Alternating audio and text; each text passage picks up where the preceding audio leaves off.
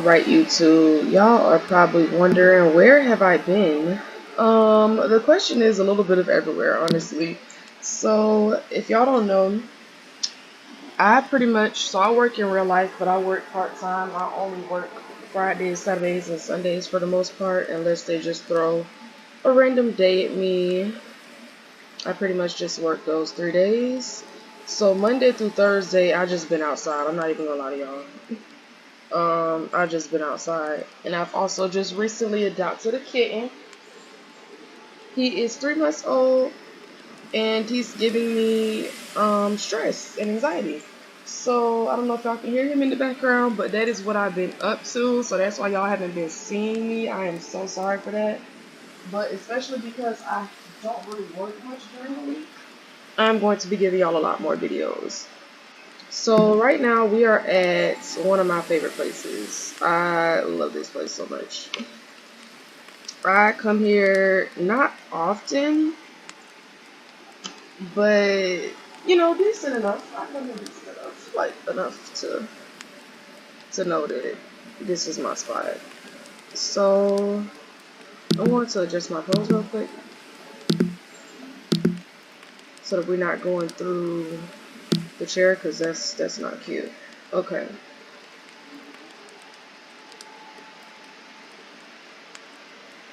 Here we go. Alright, so we are at the forest room. I really have come in here like 3 times in the past 2 days. And I always sit right here. So we're at the Forest Room Cafe. I wanted to do a chill video, so this actually is not Second Life related at all. Like, this has nothing to do with my Second Life. This is just basically me doing a chit chat with y'all while I have my MyStory lunch or whatever. Even though it's 8 a.m. my time, it's okay. And it's even earlier SLC. But, it is what it is. We're going to do a little lunch. Like I said, I love this place. I usually just get, what do I get? It's not this. I'm just going to do, I'm just going to stick to the regular here.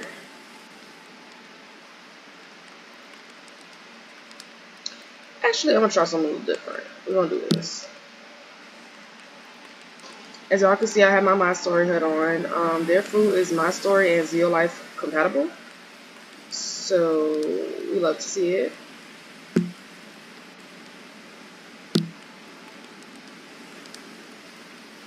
I'm just setting myself up right now.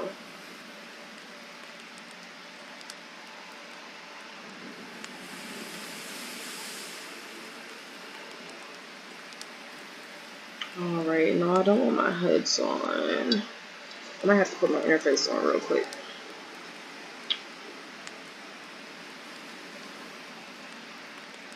Okay, here we go. I'm just trying to adjust myself because I didn't like the way I was looking on screen. Okay.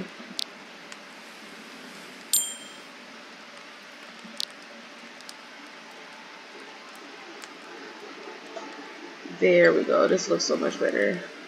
Y'all can't really see my food now though. I might as well just leave my interface on. I try to give y'all the full roleplay experience, and I just feel like it gives more of the full roleplay when I am, not showing my interface. But it is what it is, y'all. I feel like y'all already saw the food, but like I want y'all to see it more. I could do like a little, this is giving something.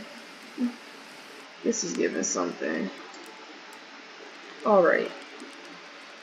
Now where's my drink? MyStory. I'm gonna do non-alcoholic because once again it is early as hell in the morning. So I'm gonna do coffee.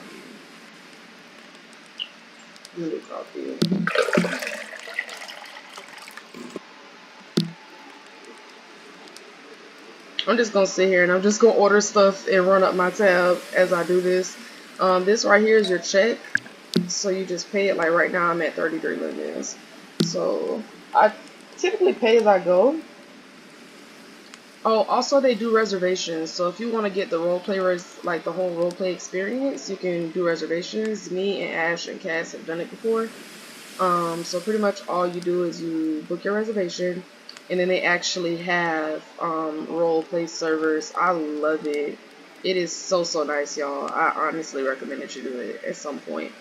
But anywho, like I said, this video is actually completely unrelated to pretty much anything Second Life. I just wanted to give y'all, you know, some RP while I talk about what I want to talk about. And I want to talk about, I hate that we 5 minutes in and I'm just not telling y'all what this video is about, but I want to talk about this Bridgerton show, y'all. Like Queen Charlotte, I wanted to talk about this because why is that show so good? Like, honestly, I feel like the Queen Charlotte Bridgerton prequel was better than the actual Bridgerton show to me, and I'm gonna tell y'all why. So, like, I just feel like Shonda Rhimes is really putting us through it because, like, the tears that I experienced in that last episode. Also, y'all, this will contain spoilers. This will contain spoilers. So, if you have not seen it yet and you do not want to be spoiled, please exit out of the video now. I'm going to give y'all a couple seconds to do that because I'm not trying to spoil this for you. Okay, so I'm going to assume everybody that doesn't want to be spoiled has left. So, I just really want to talk about, let's start from the beginning, okay? I'm going to give y'all my full commentary on this season because I've been unwell since I've seen it. Like, I promise y'all I've been unwell since I've seen it. So, let's start off with the first episode, right?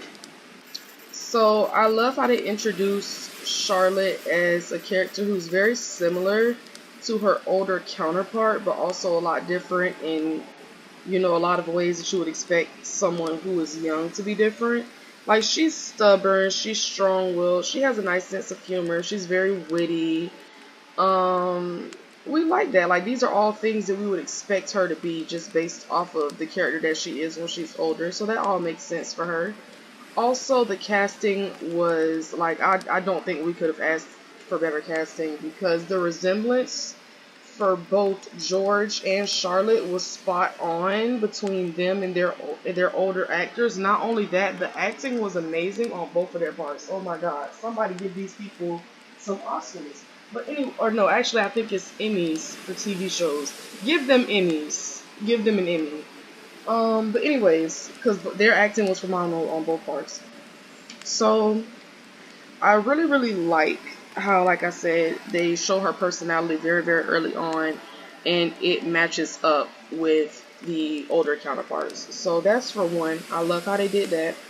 Two, I love how they started a little bit before the wedding, but not so much ahead of it that we're not invested, if that makes sense. Like, I hate when shows give us this whole arranged marriage plot and then they start the show like 4 weeks before the wedding. We don't care about that. I'm so sorry. It sounds messed up, but we don't care about that. I don't want to really know too much about the life that the character was living before the events of what's about to happen, because that's what the show's about. Like, that's what we're watching it for. So I like they started it pretty much like the same day or the day before. I like that we get to see a little bit of Charlotte's brother.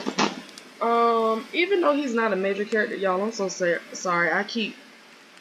Yes, Wyatt, that's my kitten's name. I keep throwing him off the bed because he's really trying to walk across my keyboard right now, and it's really irritating me. So I'm trying to keep him off the bed. Not now, Wyatt. So, anywho, I like that we got to see a little bit of Charlotte's brother. He wasn't really an important character, but it was just nice to have him there. Like, I like that she just had somebody from her previous life that we could, you know, use as a point of reference for what her life was like before. I don't know, I feel like it just added something. And they never really talk about what happened to her brother. I mean, I'm assuming he died at some point because he was older than her. But they never really mention him as far as like in the present day Bridgerton world. They don't really bring him up. So I'm wondering what happened with that. But I'm assuming he just died of old age or something like that. So, first episode, Chef's Kiss. I think it was a great way to start it off. I love the scene where she's about to go over the garden wall. and then George shows up. I think that is chef's kiss level meet cute right there. Like, that was adorable. That was so cute. I loved that. I just think the whole first episode in general, it was a really great way to kick off the show.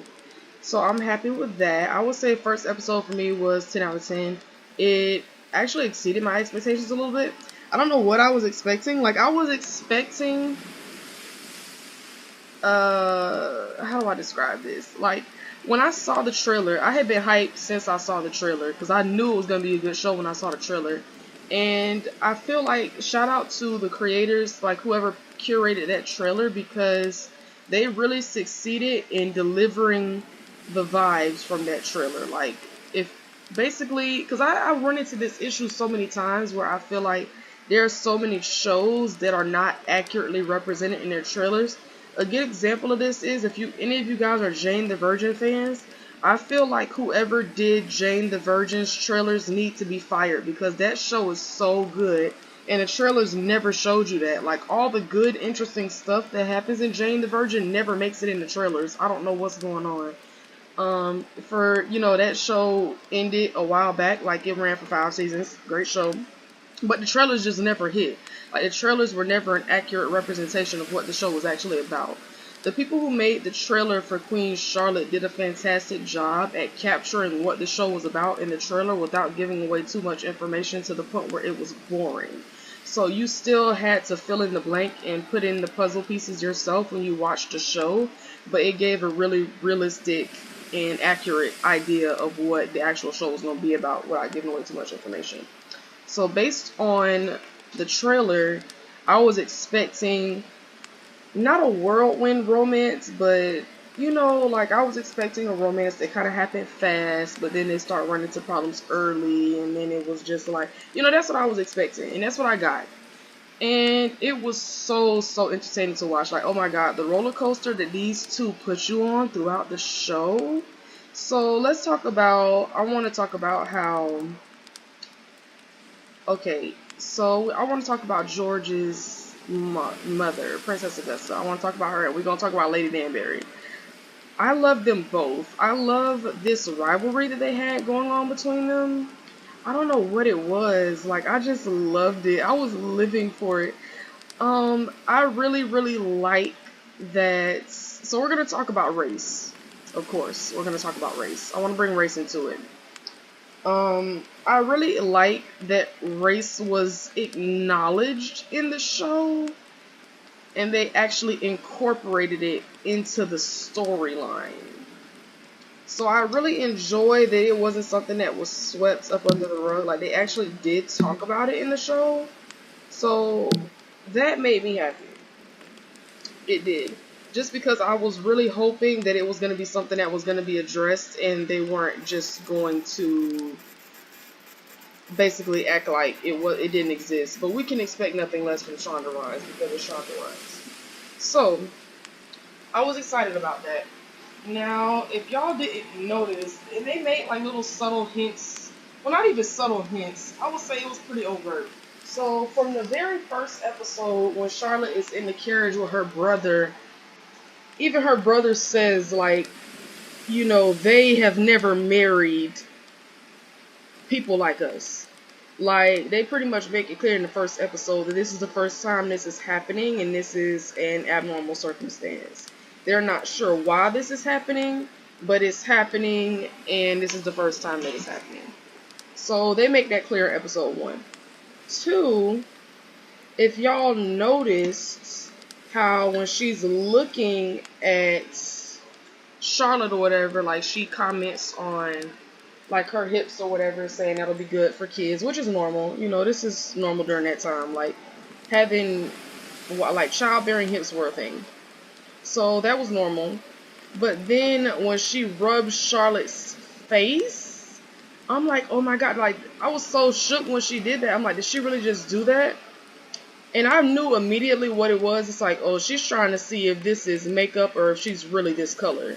Which, after the fact, she was like, oh, she's brown. And they were like, yeah, we told you that she was brown. And she's like, no, y'all didn't tell me she was this brown. First of all, Um, India Amartifio or Amartifio, she is beautiful, absolutely gorgeous. Um, India not even dark. That's what really blew me. They was like, "Oh, you didn't say she was gonna be that brown." I'm like, "Sis is not even that brown. Like she's a nice, cool shade of caramel on a good day. What are y'all talking about?" But yes, basically, I think the issue was where they were saying like, "Oh, I didn't know she would be that brown." Is she's just brown enough for you to know 100% without a doubt that she's black, and that was the issue. But like I said, I love Princess Augusta as a character because she was so quick to not necessarily remedy the situation, but she was like, okay, we're gonna make this look like it was on purpose. We're gonna use this as an opportunity to become more inclusive. Which honestly, I mean, it was just for show. I'm not gonna pretend that this is something that she was doing out the kindness of her heart. She was trying to make it look like this is on purpose. So they did this by giving titles to a lot of the like the black families in the time. Lady Danbury being an example. This is how she became Lady Danbury, and she became one of Charlotte's ladies, just because they were trying to make it look like they were being more inclusive, and this was something that they were doing on purpose, which it really was not. They just had no idea that she was going to be that brown, to quote them verbatim. So that is how Lady Danbury gets her title, and I love Lady Danbury's character so much. Like, I love her even more now that we get this side of her. It was so nice. I love seeing this part of her. But back to Princess Augusta for a second. So I do like that she had the foresight to say, okay, we're going to make this like this is on purpose. And I like that towards the end, like that final episode, how she was saying that her son is, happy with Charlotte, and she thanked Charlotte for that. Because that was the last thing I would have expected from somebody like her. Like a character like Princess Augusta, she's a very proud woman. And, she likes to pull the strings from behind the scenes. She likes to be in the loop. She likes to be in the know. She likes to do all that other stuff. Typical queen mother stuff. So, I was very surprised by that. But I'm glad that they added that. And y'all, can we talk about that quote that Charlotte said when she was just like, I don't care for his sanity, like I care for his happiness, I care for his soul, like let him be mad if that's what he needs. Like sis, put it on a t-shirt. I just I just like this whole show was nothing but vibes and feels. Like honestly, and that's what the girls needed. Like that's really what the girls needed. I just feel like the other Bridgerton romances, they were cute, but they weren't deep. Like they weren't very deep romances. They were just real cute, boy meets girl. It was just very much, it gave high school romances for both of them. And truthfully, I didn't see season 2, but I've seen enough videos and enough, think pieces and commentaries on Kate and Anthony to know that whole relationship inside and out. And I feel like, once again, it was very nice. Did they have problems in the relationships? Yes. I mean, Anthony was engaged to Kate's little sister. Like, that was a whole mess. But, they didn't really have any real relationship struggles. They were more so having issues with being together. But once they got together, it pretty much seemed like it was going to be smooth sailing from there. Same thing with Daphne and Simon. Theirs is a little bit more complicated. But for the most part, they didn't really have any issues, if you get what I'm saying. Like they did towards, the instance where Daphne got pregnant and how that happened, because that was really messed up. But other than that, like Daphne brought that upon herself. Like that wasn't an actual issue they were having in a relationship. What I really like about Charlotte and George is that like these are issues that people actually deal with in relationships. Like they had genuine feelings for each other, and you can tell very, very early on. I feel like it was a love at first sight moment for sure. And even with that, like the obstacles that they run into because of his mental illness, it's really profound. Like it's very deep. It is. And I feel like that's what the Bridgerton universe was missing. I feel like I had got tired of watching Bridgerton like halfway through it. I didn't even finish season 1 because the romance was cute, but I'm like, it's just not giving me the depth that I want. Like, I want something deep. And honestly, I was a little bit surprised because Shonda Rhimes produced, or did she produce? I think she wrote season 1 and season 2 as well as the Charlotte story, which I was kind of surprised because I feel like deep romance is kind of Shonda's thing. Like, hello, have y'all seen Scandal? Olivia and Fitz, deep, super deep, like hella depth. That's why people love Olivia and Fitz, because the romance has a lot of depth to it. There's layers. It's, it gives what the girls need, and I feel like we were missing that for Bridgerton. So I'm so glad that this show delivered. Y'all, I know that my thoughts on this, like my commentary is all over the place. Please bear with me. I know that my commentary is all over the place. It's a very unorganized, chaotic commentary, but we love it. So yes, I really just love that we got to see like a relationship with actual depth that wasn't I don't know, I feel like the other relationships were kind of shallow, no shade. Um, that's just how I feel, and I feel like this relationship had actual depth, and I was so happy to see that. I also want to talk about Brimsley and Reynolds, because they deserved better. Like, what? Like, honestly, I had a feeling that in the Bridgerton world, they wouldn't be able to be together. Like, I don't know how, because we know that the Bridgerton world is a little bit more lax now on race since Charlotte, but I had never really heard them speak on, like the LGBT community in Bridgerton. So I figured that wouldn't be a thing for them. Like, I had a feeling that they wouldn't end up together, unfortunately. But the thing that that had me so confused, was just the fact that why did they never explain what happened to Reynolds? Like, that's what upset me and my homegirls. Like, they never explained what happened to him. Especially that scene where he was dancing with Reynolds and then they, cut to the future or whatever. Like, they cut into the future and he's dancing by himself. That broke me. I was in shambles. And they never explained what happened, but I think that, it was done purposely just to add to the mystery, because all we know at the end of the day is that they didn't end up together. We don't know why or how. Like, we don't know if Reynolds died. I have a feeling that he did.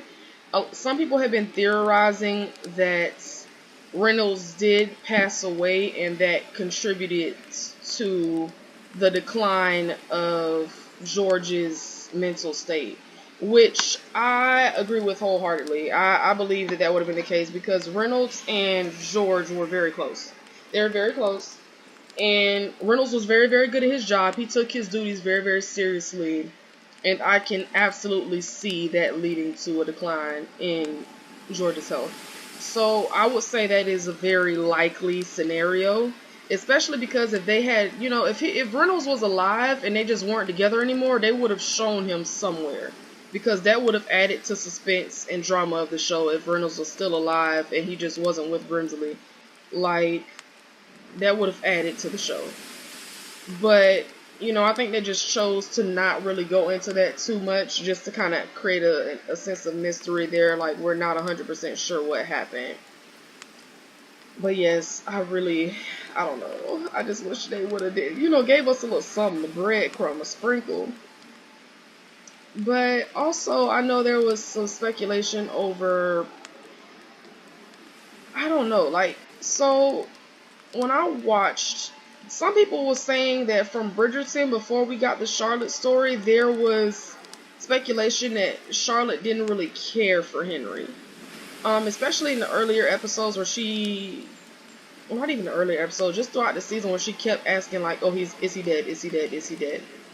And I feel like, hear me out, y'all. I think that is Charlotte's way of, like, how do I describe this? I'm trying to find a way to put this into words. So we know, of course, from the flashbacks And even that last episode, that Charlotte really loves George. Like, we know this without a shadow of a doubt. I feel like her, whenever they come to her and, she asked them, is he dead? I feel like she's tried to prepare herself for that moment. Because she knows that it's coming at some point. And she's trying to mentally prepare herself for that. That's just how I think. That's just what I'm thinking it is. Because we know that it's not that she just don't care about him. We know that that's completely false. So that's what I'm thinking. Is that she's basically trying to mentally prepare herself for that. Also, can we talk about that scene? I think that scene is so powerful when he was saying, like, there's so many powerful scenes in this show. But the ones that stick out to me the most are, like I was saying, the one where she was saying she cares for his happiness and she cares for his soul. Like, that's mad. If, mad is what he needs, to let him be mad. That scene stuck out to me. But the scenes that really stuck out to me, when she was, arguing with him. That first argument they got into. And she was like, fight with me, fight for me. Because he was saying he doesn't want to fight with her. And she was like, no, I want to fight with you. Like, fight with me. And that's how we knew that she was in there like swimwear. She was stuck like glue. That's the moment I know. I'm like, oh, she down bad for him. I support it, though. I support it wholeheartedly. But that's the moment that I knew. Oh, yeah. Yep. So I feel like that scene was also really powerful because it just shows. So, y'all may not know this, but statistically proven, couples that argue often tend to stay together longer. And when I say argue, I don't mean like toxic arguments like y'all fighting, y'all throwing hands, y'all, damaging each other's property, those type of arguments. I'm just talking about regular, everyday arguments. And if you're a couple that doesn't argue, there's nothing wrong with that. Doesn't mean that you won't be together long. It's just that it's been proven statistically that couples who do argue tend to stay together longer. The reason why is because when you argue, you learn things about each other. You learn problem solving. You learn how to compromise. You learn a lot of things through the argument. Not necessarily through the argument, but the fallout of the argument, like the aftermath of the argument. How you are able to piece things back together and fix things with each other after the argument speaks volumes for the relationship, and that makes for a long-lasting relationship. So that stuck out to me when she said this because it shows that she doesn't want to argue with him for the sake of arguing. She wants to argue with him because she wants to get to the aftermath with this, okay, how do we fix this? Like, I'm expressing to you how I feel. You're dismissing me. Fight with me. Like, I want to have this conversation with you because I want to get to the bottom of this so we can fix it and come out on the other side of it. So, great writing there. Also, I love when he was basically, that scene where he was trying to push her away and she knew that that's what it was. Like, she knew that he wasn't pushing her away because he didn't want anything to do with her, because he didn't want to, like, because he didn't care about her, because he didn't want to be with her or whatever. She knew that it was actually because he did care about her and he felt like she deserved better than him. So that scene where she finally got him to say that he loved her, that scene was so heartbreaking and emotional because, like, the acting in that scene was phenomenal. I love that scene so much. And it just goes to show, like, it just gives it so much depth, like I was saying. Not only that, but that scene where he was basically saying, like, at the end where he was saying he can only really give her half a life. Like, he said, like, he's half a man. And she was like, well, if what we have is half, then then it shall be the very best half. And I'm like, what? Like, romance just not hitting like this no more. Like, it's just not, like, the girls is not giving us romance like this. They are not. Like, this is another reason. So, y'all, I'm in the process of writing a book right now in real life. Fantasy romance and historical romance are two of my favorite genres. Just because I'm a hopeless romantic, y'all. I love me some love, and I just feel as though romance and fantasy and romance and historical fiction tend to be very, very exaggerated. Just because, for one, fantasy is just an exaggerated genre and everything. Like, I feel like everything is just, everything is enhanced in fantasy because you're in a world that is, foreign to you, and pretty much everything feels so much more intense than it is because these things are unfamiliar to you for the most part. But I also just think that these genres just have they're known for just being a little bit more on the romantic side, for me at least.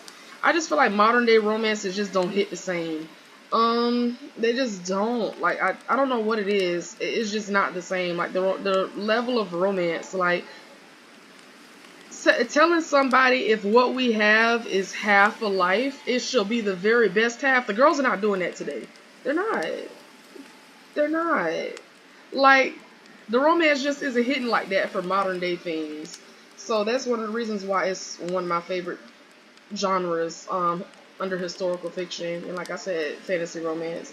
But anywho, those scenes were amazing. I love that we got those scenes. I love that they really paid attention to stuff like that, even when they were arguing, like just the little things. It really sent me, like, this show was straight feels and vibes. It really was. Like, it was an emotional roller coaster, but it was the best emotional roller coaster I've ever been on. And I really cried that last episode. Like, when they were thanking each other, like when she went to go tell him that they had a grandchild and stuff like that, like they had a grandchild coming. And it was too much for me. Like, it was too much. I was not expecting this. And the crazy part was, so many people were talking about how it made them cry, but nobody was really talking about why it made them cry. And it's like, I can't even pinpoint what about it made me cry, but it was just such an emotional scene. Because they didn't really, it wasn't like the scenes where they had, like, really, really, like Charlotte said something really deep and heartfelt and thoughtful and stuff. Like, it was a nice, thoughtful conversation, but it was nothing specific. It was just a culmination of everything, I feel like, that just hit at once in that moment.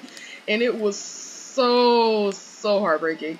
Like, but it was heartbreaking in a satisfying way. I know a lot of people were really concerned about the way they were going to end the show, just because some people I know there were some comments on YouTube about people who didn't really want to watch the show just because it's like they didn't want to get this epic romance and then know how it ends, because we know that Charlotte and George are estranged, like they're estranged or whatever. He lives separately from her. They're not currently together in a physical sense in the present day. At least not physically, like they live in different places and stuff like that. So a lot of people were like, dang, we don't really want to get this story and then we know how it ends. Like, we know it doesn't have a happy ending, basically. But the way they ended it was so satisfying and so realistic, because it's like, we know that they wasn't just going to ride off into the sunset. But just to have that moment was so profound. Like, I love the way they ended it. And like I said, it was just a really emotional moment. And it was the perfect way to end the show. That's pretty much all my thoughts on it. Oh, I want to talk about little Lady Danbury a little bit. I don't really have all that much to say about her character. I do love how they threw in that affair that she had with Violet Bridgerton's dad. I did not see that coming. I definitely did not see that coming. And even I have a love-hate relationship with how they never really, like, her and Violet never talk about it. By the time it gets, we know that Violet eventually knew, like, she found out about it. We know that. And I don't know, like, I don't know. I have a mixed feelings about the fact that they don't have an actual conversation about it. But I feel like that just goes to show that Violet's and Lady Danbury's friendship is real and genuine, because she was even though she knew what was going on, she didn't want to bring it up to her. Like, basically, she didn't want to explicitly come out and say, oh, girl, I know you was, you know, you had something going on with my dad. She didn't want to actually explicitly come out and say that. And that also lets me know that she didn't necessarily have a problem with it. I mean, on some level, of course, she knew it was wrong because her, you know, her mom and her dad were very much together. So, of course, she knew that it was wrong, but she didn't necessarily have an issue with it. Like, she didn't have any resentment or anger towards Lady Danbury for it. And I think that just speaks volume for their friendship and how close they grew over the course of the show. So I do love that. And like I said, I love that they threw in that she had that affair with him. That was a very, like, that affair was intense, y'all. It was nice. You know, it seemed like it was pretty short, but it was nice. I'm glad we got to see that. I'm also glad that we got to see, you know, the romance that she was developing with Charlotte's brother and how she turns him down. At first, I wanted them to be together, and then I realized that just wouldn't have been true to Lady Danbury's character. And I think so many of us can relate to her in a way. Of course, not to the extreme of what she went through, like, because what she went through with her, you know, with her husband who ended up passing away, that was pretty extreme because she said that she had been engaged to that man since she was 3. So she basically grew up, like, they raised her to be everything that he would have wanted her to be all her life. So, of course, we can't relate to that. But as someone who, you know, I was with somebody for 5 years. I had got with them when I was 17. That person was all I knew for a while. And especially because that relationship was abusive. So I had made a lot of changes to myself that I didn't even necessarily realize until after it was over. So I completely understand her feeling like she just didn't ever want to get married again. I don't feel that way, but coming from the experience that she came from, I can absolutely understand why somebody would feel that way. Because she basically felt like she was living for someone else. And she put it so beautifully, like basically saying, I was breathing his air for so long, like I don't know how to breathe on my own. And that's exactly what that feels like. And coming out of that, I can absolutely understand why someone wouldn't want to enter another relationship again, especially in that era, in that time period. I absolutely understand it. It makes perfect sense to me. So, with that being said, I do like that they didn't end up together because that was realistic for her character. And I think that was a nice touch. And like I said, so many of us can relate to that. Like, if you've been in a situation like that, you don't always want to get back into something again. I am in a relationship. I love it here. But, you know, at first, I did feel that way for a little bit. You know, it is like that at first for a lot of us. So I think that was nice. And I really like what they did with her character. That just felt true to her. I like that all of their characters, their younger counterparts, felt true to them. Of course, when you're younger, there are going to be some differences. Like, I feel like younger Charlotte was, of course, much more optimistic. And she became more engulfed in her duties and her responsibilities as she got older. I think that came with age. Not just that, but also the fact that she pretty much had to run everything on her own because of her husband's condition. So that makes sense that she became more dutiful and more like in tune to her duties. Because y'all know with those episodes where we're in present day Bridgerton verse or Bridgerverse, whatever we want to call it. How basically she got into that argument with her son, and her son basically said that she had never been a mother to them. Like, she was their queen, but she wasn't their mom. I feel like that is also true to her character because I can see why she would become very, very engulfed and kind of like consumed by her role and not necessarily in touch with like her family side, if that makes sense. Because she had even started to do it in the like her younger version started to do it. She started off as, like I said, really not super optimistic, but you know, she was more optimistic than she was later on. But I really do like the show. Y'all, please comment y'all thoughts in the comment section. I know I kind of rambled a little bit. This commentary was so chaotic, but I really wanted to give y'all a commentary about this. Like, I want to be able to talk to y'all about stuff that's not necessarily Second Life related, but still give y'all Second Life content, which is why I wanted to do my brunch here at the Forest Room. So y'all, please stop by the Forest Room. Of course, this is not sponsored. Yeah, I'm about to pay for my food. Let me do that now. Like, I don't get no discount or nothing. This is the actual price of the food. I'm not getting anything out of this. So this is just pretty much me putting y'all on to one of my favorite spots on the grid. And y'all comment below and let me know what y'all thought about the Queen Charlotte prequel. Like, I really enjoyed it. Comment any thoughts or anything y'all agree with or didn't necessarily agree with, or things that y'all have different views or theories on. And until next time, YouTube. Bye.